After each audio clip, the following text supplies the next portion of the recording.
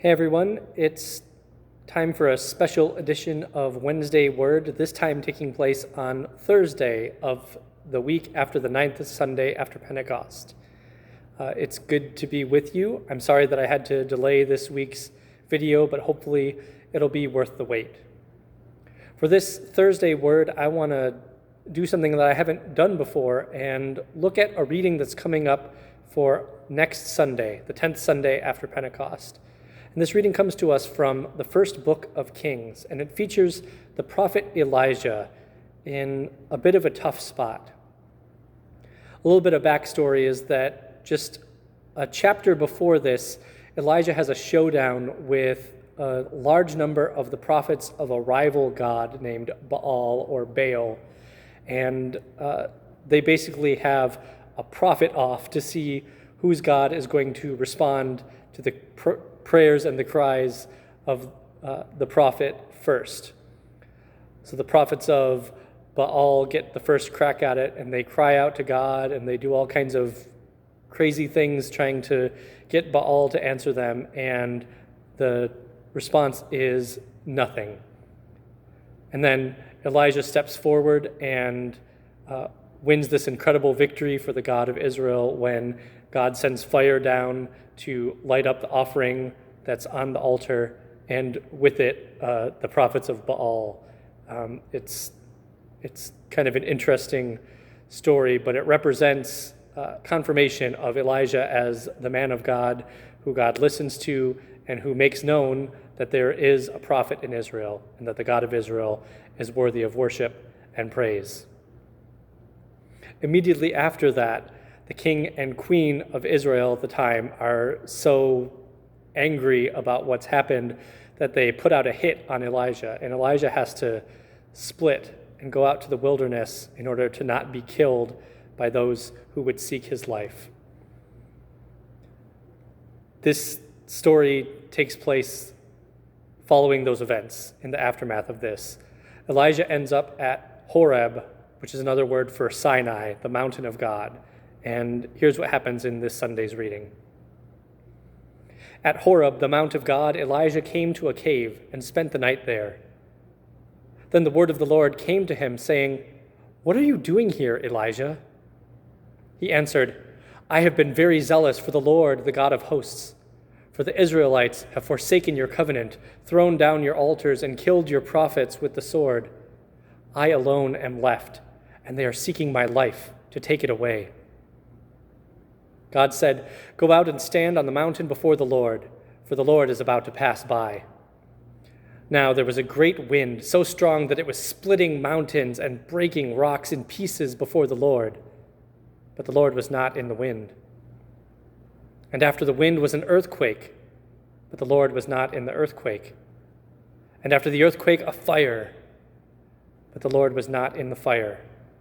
And after the fire, a sound of sheer silence. Elijah had seen fire. Elijah had seen the incredible power of God displayed in his showdown with the prophets of Baal. And that mountain had seen incredible displays of God's power.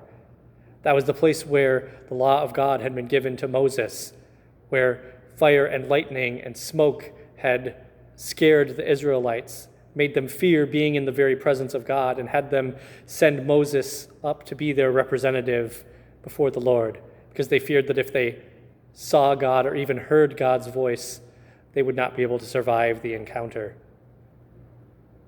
But here, in this moment of great need, in this moment of fear, God is revealed not in that strong wind that was splitting rocks, not in the earthquake that shook the mountain on which Elijah was standing, not even in the fire that previously had been a sign of his victory, but in this sound of sheer silence. Other translators render this a faint voice or a minute stillness. However you translate it, what's clear here is that God is not just present in those big, glorious moments that we all expect to see God present in. God is just as much present in the still small voice, in those moments of quiet, those moments of restfulness that may not seem very restful because they happen in the midst of chaos and fear, as they did for Elijah. Over these past several months, I don't think it's been an unusual occurrence for us to ask where God is in all of this.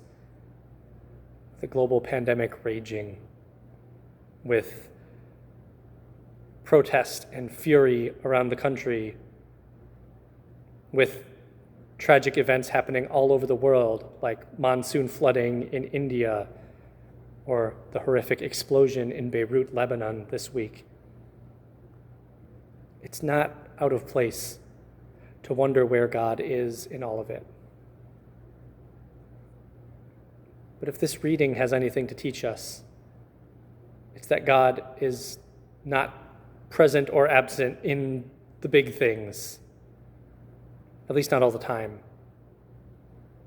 God is also present in those small moments, in those times when we're not sure where God is, in those times where it's sometimes not possible to discern God's presence. God is there anyway. The Spirit speaks in the stillness and the quiet. Christ comes to us in those moments and helps us to know God's care and concern for us, even when it's hard to see or to understand. We find ourselves still in this time of great uncertainty, with schools getting ready to begin next week for those students in Fall City, and in the coming weeks and month in the other school districts in the area.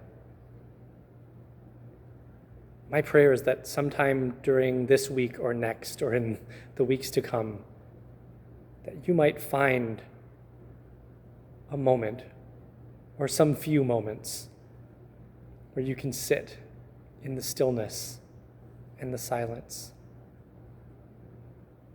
where you can allow everything that's swirling around us to take a back seat for just a while